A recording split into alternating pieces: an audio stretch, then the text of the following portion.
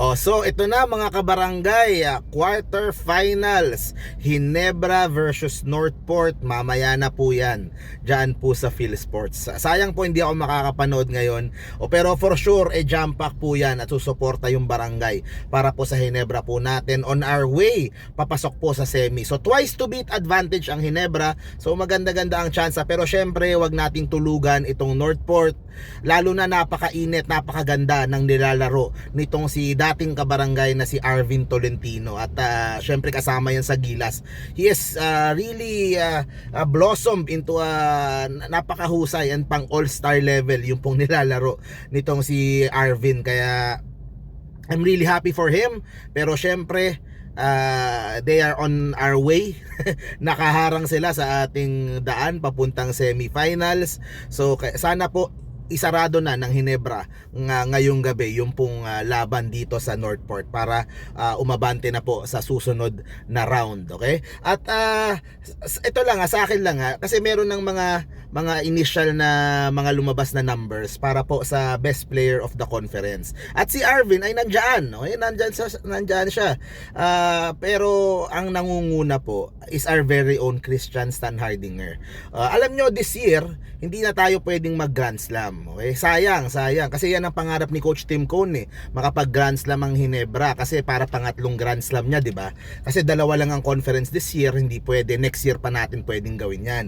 Sa akin, ang gusto ko na lang mag-champion ang Ginebra this conference at sa All Filipino para makuha at maibigay na finally, undisputedly, yung pong MVP award kay Christian Standhardinger, na deserve naman po. Nung huling awards, I was rooting for him to win. Gusto ko po sana siya yung manalo ng award, kaso na award po kay Junmar Fajardo.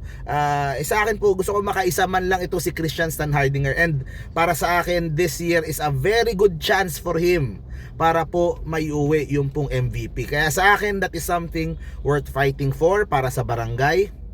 Dahil dalawa lang ang conference ngayong taon, tingin ko sana ipanalo natin para po sigurado na, kumbaga pag nag-champion yung Ginebra sa All Filipino tsaka sa Commissioner's Cup ngayon, di ba? Parang imposible naman na hindi taga Ginebra yung pong manalo ng MVP award. So yun ang way para po masigurado na mag-MVP itong si Christian Standhardinger. At si Scotty, of course, very important yung laro din ni Scotty. Pero naka-MVP na si Scotty meron na siyang ganyang award this season, talagang iba din yung and maski nung last naman, iba din yung pinapakita nitong si C-Stand. Kaya sana yun ang aking hiling, yun ang aking battle cry para sa barangay. So mamaya unang laro, wag na lang paabutin sa game 2 kasi hindi mo din masabi itong Northport, di ba? Baka makachamba pa, wag naman sana. Kaya hopefully ito pong Ginebra manalo na mamaya, si Tony Bishop at yung iba. And dyan sa PhilSports, shout out sa inyo dyan. Hindi ako makakapanood ngayong gabi, pero we will be rooting for Barangay Ginebra to win, and kailangan ibigay ng todo na yan, wag nang padaanin sa and ang kailangan nating abangan din, kaya importante ding manalo ang Ginebra mamaya dahil may interview pagkatapos. Matatanong na si Coach Tim Cone tungkol dun sa Gilas, di ba? Pwede na niyang pag-usapan mamaya. Pwede na niyang makumpirma yung pong mga reports ng spin.ph na siya ang national head coach ng Gilas.